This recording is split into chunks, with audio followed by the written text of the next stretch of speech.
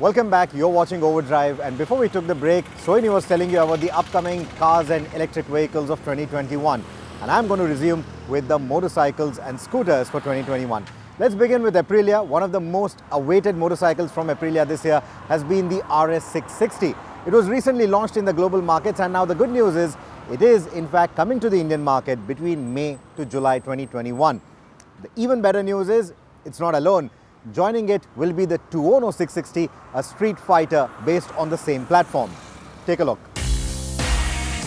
Both motorcycles will be powered by a 659cc parallel twin engine that is derived from Aprilia's RSV4 V4 engine, and they will also feature a 270-degree crank for the unique firing order.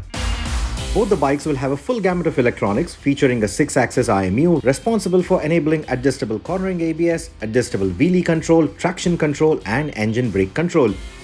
The track-oriented RS660 is likely to produce 100 PS and 67 Nm and will rival the likes of the Ninja 650 and the Honda CBR 650R.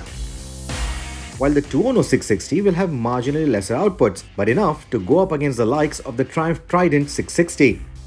Speaking of the Brits, Triumph has already opened bookings for its new Trident in the Indian market. Now this is their new entry-level offering that will also sit below the Street Twin.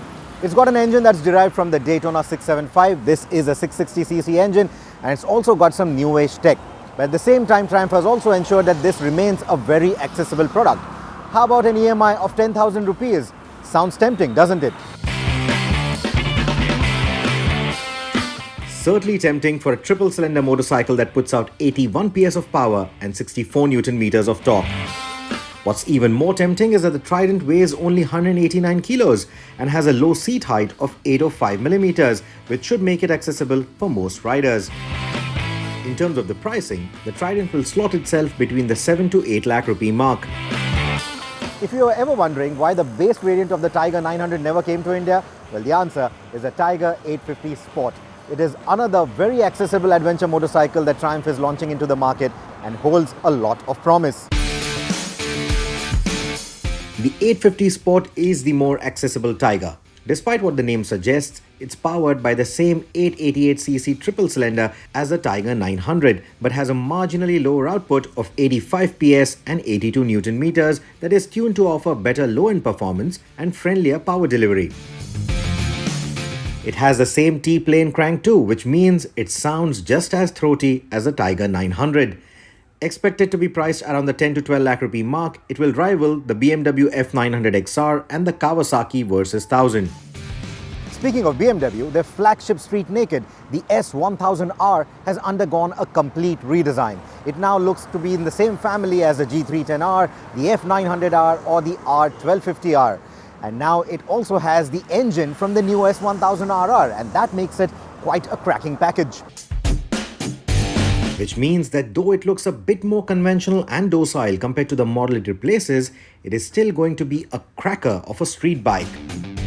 There is 165 PS of goodness, a plethora of electronic aids, an updated 6.5-inch TFT display with onboard lean angle readouts, and upgraded brakes for better stopping power. We hear that it's going to come to India by early 2021 and prices are expected to start at Rs 18 lakh. Speaking of adventure bikes, Suzuki's accessible V-Strom 650 will soon be joined by the V-Strom 1050. Now this model debuted in the international markets in 2019. It wears a styling that is inspired by the DR Big, an iconic motorcycle at that, and also has new generation electronics which could make it the best buy in the segment. That brings us to the Ducati Monster 950. It's an all-new motorcycle, and from the way it looks to the engine and the chassis that moves it, it looks very promising. The name should tell you that the Monster 950 uses the same 937cc 90-degree V-twin from the Multistrada 950 and Supersport models, but it is now attached to a new frame inspired by the Panigale V4. This combination supposedly makes it more agile than ever.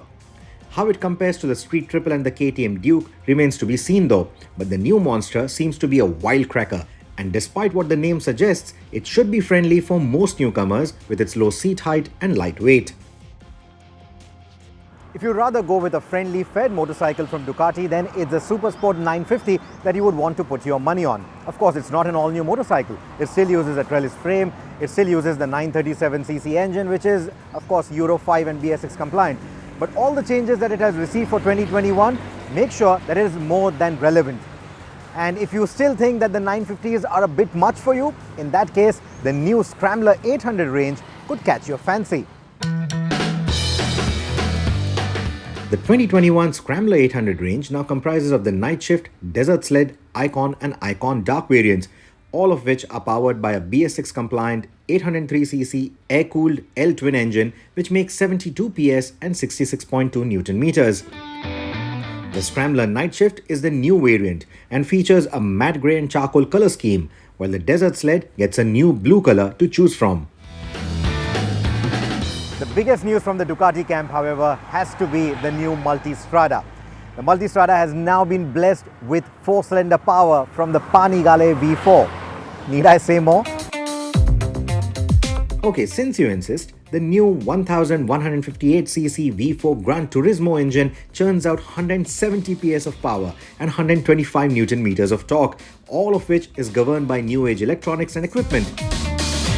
In its touring guise, this engine features technology like cylinder deactivation and has its valve service interval at a massive 60,000 kilometers. So that is big peace of mind for you globetrotters. Since we are talking about powerful motorcycles, how can one not mention the Kawasaki H2?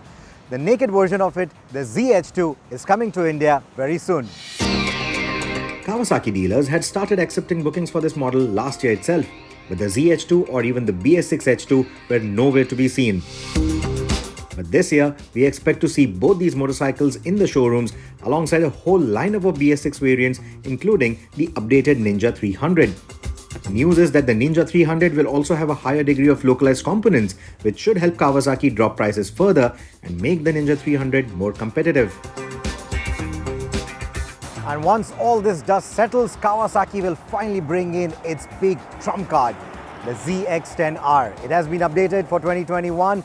It wears a styling that is a big departure from the current 10R that we have loved so far. But you will also see hints of the H2's aerodynamics on the new 10R. And that is just the tip of the iceberg.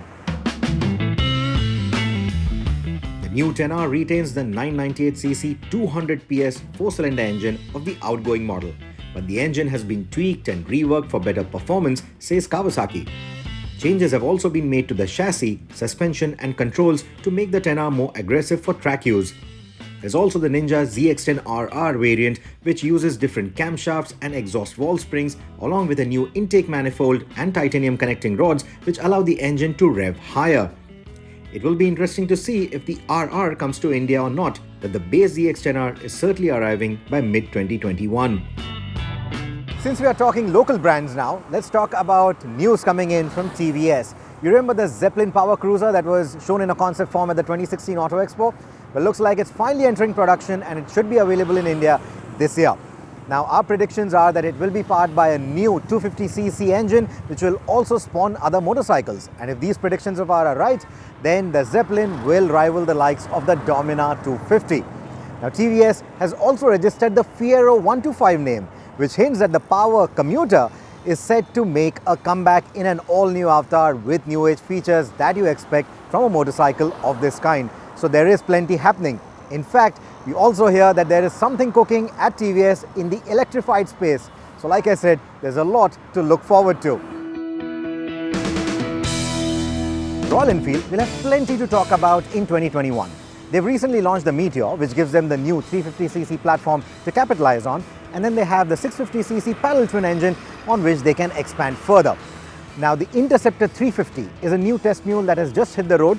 Now, this is going to be a standard motorcycle that we think is going to coexist with the classic 350. And in the 650cc end of things, there's a new cruiser motorcycle which has been spied on multiple occasions, and I think it's going to be called the Super Meteor 650. It will have styling cues inspired by the Meteor but will look much beefier. And these are only two motorcycles that we know of. In fact, Royal Enfield has gone on record and told us that there will be a new motorcycle from the brand every quarter in 2021. So if you are a Royal Enfield fan, there is plenty to look forward to.